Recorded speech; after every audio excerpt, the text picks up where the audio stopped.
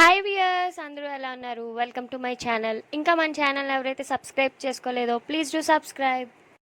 ఈరోజు ఒక మంచి రెసిపీతో మీ ముందుకు వచ్చేసా. బార్లీ మూంగ్ దాల్ కిచిడి.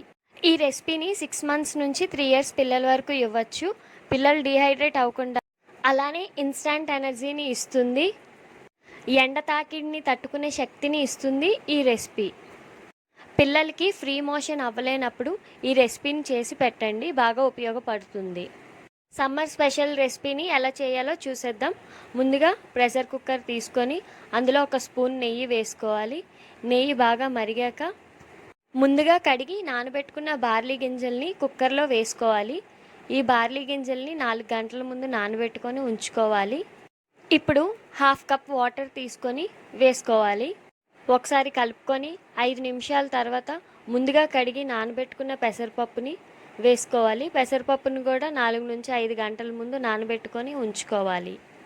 పెసరపప్పు వేసుకున్న తర్వాత 1 కప్పు వాటర్ వేసుకొని బాగా కలుపుకోవాలి.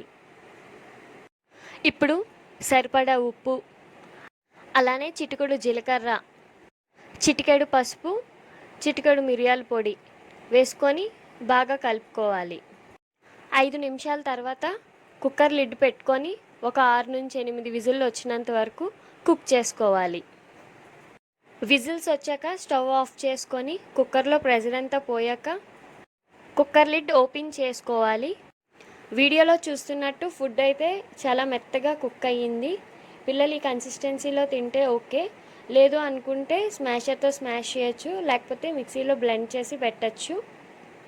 ఈ బేబీ ఫుడ్లో ప్రోటీన్, ఫైబర్, కార్బోహైడ్రేట్ అధికంగా ఉన్నాయి. అందుకే ఈ సమ్మర్లో పిల్లలకి ఈ రెసిపీ చాలా మంచిది. సో తప్పకుండా మీ పిల్లలకి ఇలా చేసి పెట్టండి, తప్పకుండా నచ్చుతుంది. 100% నచ్చుతుంది, ఇష్టంగా కూడా తింటారు. మరిన్ని వీడియోస్ కోసం మన ఛానల్ని సబ్స్క్రైబ్ చేసుకోండి. అలానే మీ పిల్లల రెసిపీస్ కోసం కామెంట్ బాక్స్లో ప్లీజ్ సజెస్ట్ చేయండి. Thank you for watching. Please do like, share and subscribe.